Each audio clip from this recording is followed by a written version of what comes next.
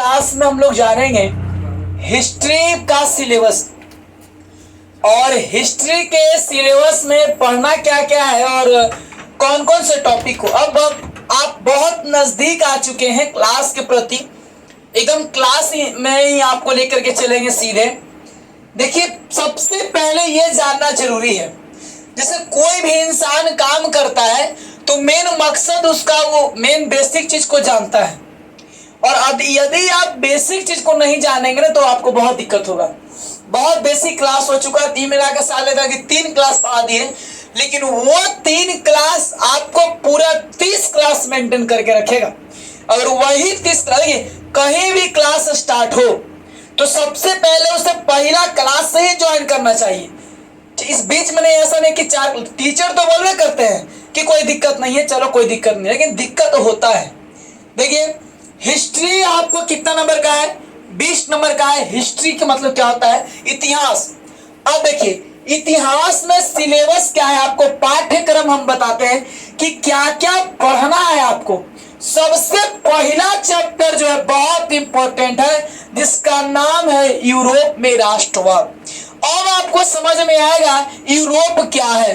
अगर हम यूरोप के बारे में पहले से नहीं बताए होते तो आपको बहुत दिक्कत होता। अब हम आपको पूरा बात बता दी है कि यूरोप क्या है, यूरोप में राष्ट्रवाद, यूरोप महादेश, एशिया महादेश, सब बात मैं आपको बता चुका हूं। तो यूरोप क्या है ये सबसे पहले आप जान लिए कि यूरोप में राष्ट्रवाद, और राष्ट्रवाद क्या होता है आपको मैं बताऊंगा।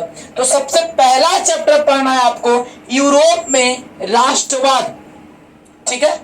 यूरोप में राष्ट्रवाद जब आप पढ़ लेंगे तो आपका दूसरा चैप्टर है समाजवाद एवं साम्यवाद।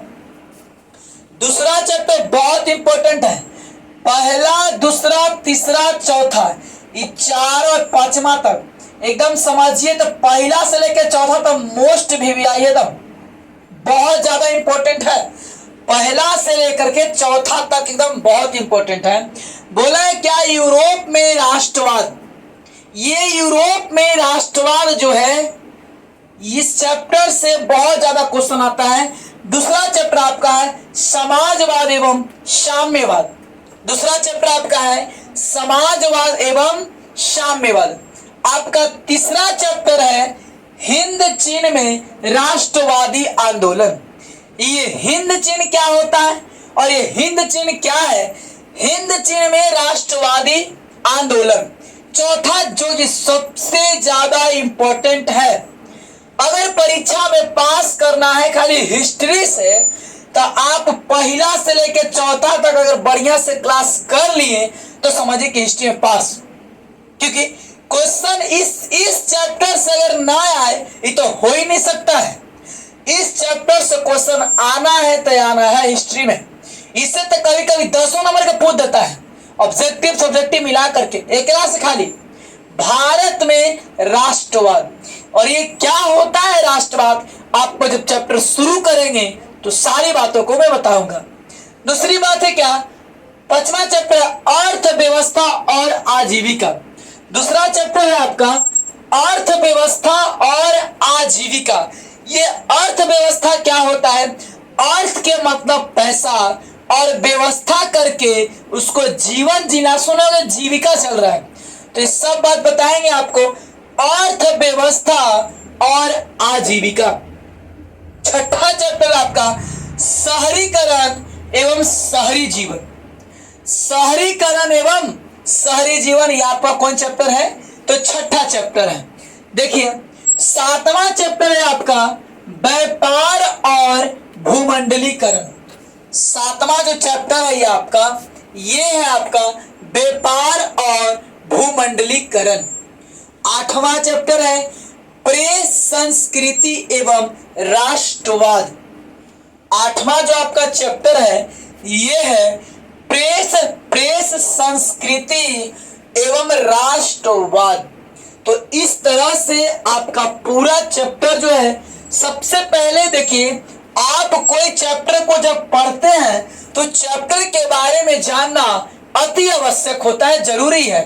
पहला चैप्टर है आपका यूरोप में राष्ट्रवाद, दूसरा है समाजवाद एवं साम्यवाद, तीसरा है हिंद चीन में राष्ट्रवादी आंदोलन, चौथा है भारत में राष्ट्रवाद, पांचवा है अर्थव्यवस्था और आजीविका। छठा चैप्टर है आपका शहरीकरण एवं शहरी जीवन। अब उसके बाद में सातवां चैप्टर है आपका व्यापार और भूमंडलीकरण। ये आपका सातवां चैप्टर है व्यापार और भूमंडलीकरण। आठवां चैप्टर है आपका प्रेस संस्कृति एवं राष्ट्रवाद। आठवां चैप्टर आपका है प्रेस संस्कृति एवं राष्ट्रवाद। ठीक है, देखिए आपको तो मैं आज पहला चैप्टर शुरू करने का पक्ष में नहीं था, लेकिन पहला चैप्टर क्या मेन बात और मुख्य जो बात है उसको मैं बांध देता हूं। आज की कौन कौन देश आएंगे, किस किस का खेला है, कौन कौन बैटिंग करेगा, कौन फील्डिंग करेगा, कौन हारेगा, कौन जीतेगा, युद्ध में कौन पिटाएगा, कैसे कैसे युद्ध होगा, इन सारी बातों को हम लोग पहले जान लेते हैं। ये कौन कौन इसमें कौन कौन कहां से खेलेंगे। तो यूरोप में राष्ट्रवाद, देखिए पहला चैप्टर शुरू करेंगे। पहला चैप्टर क्या शुरू करेंगे आपका यूरोप में राष्ट्रवाद। ये समझिए कि पहला क्लास से ही आपको क्वेश्चन आ जाता है, ऑब्जेक्टिव में बनेगा आपसे। इटली की राजधानी कहाँ है? रोम। इटली का चर्चा आएगा, इटली का एकीकरण पढ़ेंगे। तो ये क्वेश्चन पूछा हुआ है कि इटली देश का राजधानी कहाँ है? इटली के रोम। इटली खा के रोम, इटली खा के रोम, यानी कि इटली की राजधानी कहाँ है? रोम।